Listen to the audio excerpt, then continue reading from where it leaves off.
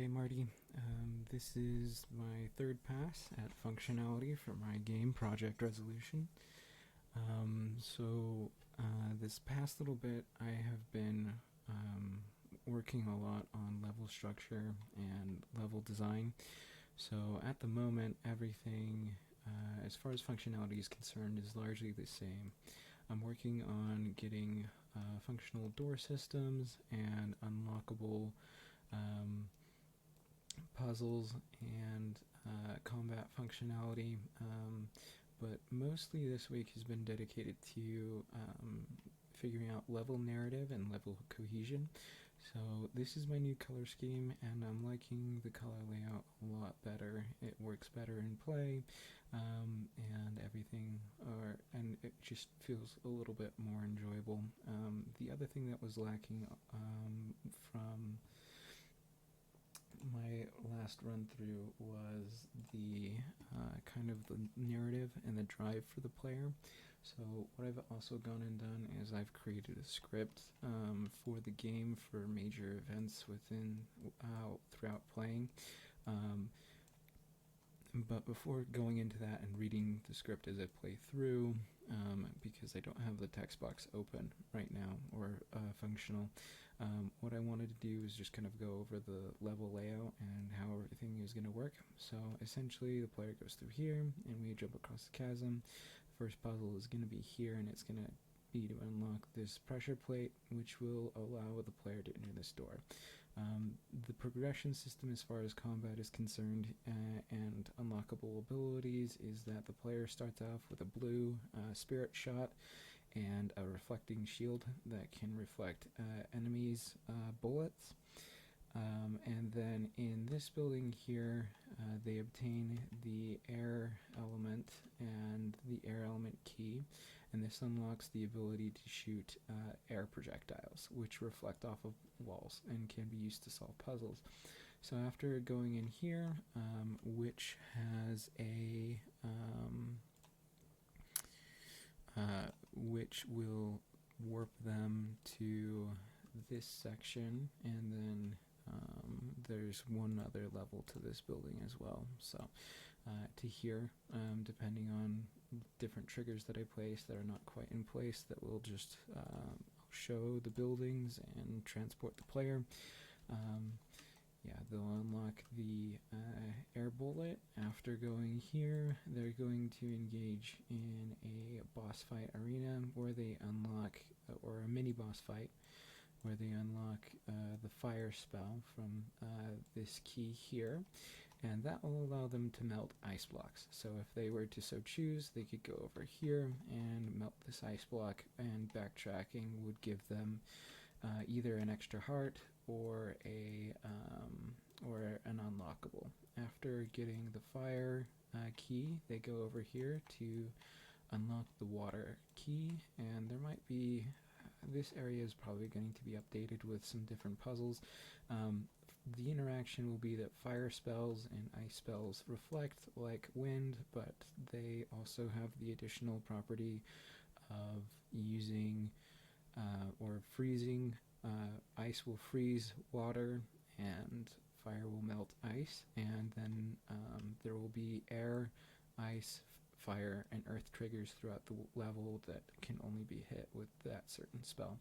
I'm also working on implementing a mana system that will determine how fast shots can be fired and how much and how many can be fired at any given point in time. The final area is, or the final key is the earth key, and that will be unlocked here, and that's going to unlock an earth shot, which has the ability, if the player backtracks, to open up this passage, which will unlock a heart, or they will also unlock this backtracking path.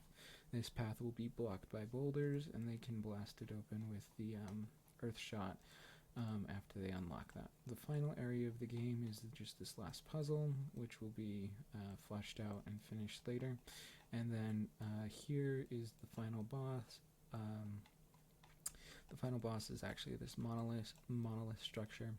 It's going to morph, and it will be a head with arms, kind of like a traditional Zelda boss. I think Bongo Bongo is its name. And then each key here, the player will have to go through each one of these portals and be warped to a different scene and solve an element-related puzzle. After which they will be warped back here, and they will have to press on a highlighted elemental cube in a specific sequence to unlock the final boss sequence. And the player's goal throughout all of this is investigating the rifts that have opened up all over the world, and he got a clue in that this particular area has some clues. The game starts after he's walked across the bridge and it's fallen and he passed out. So I'm just going to do a quick playthrough and read the narrative. So here we go. I've also added music, so hopefully that's not it shouldn't be too distracting. So the script goes like this. So on the start of the game, it's Daeon will wake up and he says, must have passed out after the bridge collapsed. Well, I'm certainly happy to be alive. I guess I'll have to find an alternative method of going back home. It looks like investigating the supposed origin of the rift is going to be a tougher task than expected. Best not to dwell on that. I should get moving and make this trip worth the risk. There will be a text pop-up that says, press WASD to move, but take it slow, you need to recover. Try pacing for a time. After you come up to the chasm, it will be, well, I feel much better now. It's a good thing too, it looks like the way ahead will be tough. The text bar will be, press spacebar to jump over gaps or gain a vantage point. Practice a bit and then try getting over the chasm. You'll need to be careful, it looks like a nasty fall.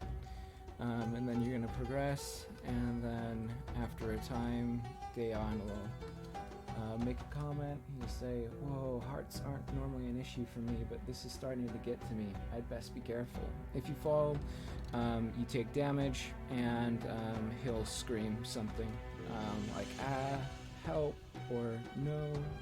So anyway, I'll just get across the gap here, and then after it will be, phew, I made it. It's good to be back on solid ground again. This platform will not be active, and then they'll enter the first combat sequence, and she's like, whoa, it looks like that I've stumbled into a rift. That's not good news. And then the text box will pop up that says, Daeon has his basic spirit attack that's quite effective on creatures of the rift. Use your mouse to help him aim and left mouse click to attack. And then that will be this, but it'll be the blue spirit attack. There will be also a text that says it's wise not to stay in one place, press control to move faster, and that will be a feature later. And it looks like for blocks, Daeon says, well, it looks like it's pretty heavy, but I think I might be able to push it around, and so that's the key that you can run into it and move them. The text will be try running into the object. Looks like that you can move it. And then this will be a pressure plate that will unlock this door over here, where you can unlock the wind key here. And the wind shot, which I already have, because I have not made the combat switch for my system. Then you'll come down here, and you will encounter the mini-boss fight, and this right here is going to be the actual rift, and that's going to be where the enemies spawn. This is the fire shard, or the fire element key that you'll need for later, and will unlock the fire attack. As you go through, this will be a key that you can break this later. And there will be keys that let you know that you need the fire attack to melt ice blocks, so you remember the ice block from the beginning. This will be where you get the water key, which will unlock your ice shot and allow you to freeze water, and there will be interactables for that. The next section is jumping across this area here. Doesn't look like I did that very well. I think I need to update the platform placement here. all of these rooms are not final. I'm really just trying to get a basic placement of everything before moving on.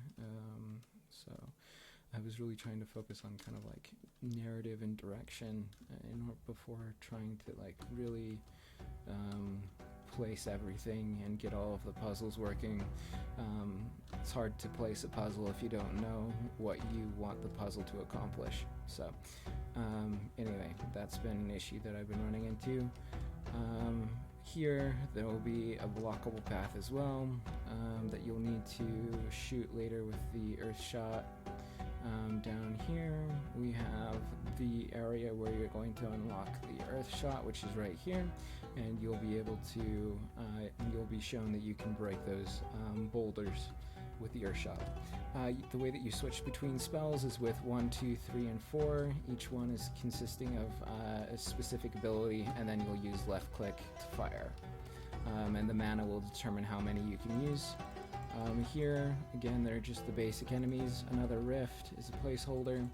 And then these will be the portals that I mentioned earlier that lead to the final boss fight, and all of those enemies are just kind of placeholders at this point. That should be everything. Just to kind of prove a point, I will die and just show that there is a game over sequence. So it's really simple right now, but that's the game functionality at the present. I would love to hear your feedback and thoughts and criticism. Thank you again.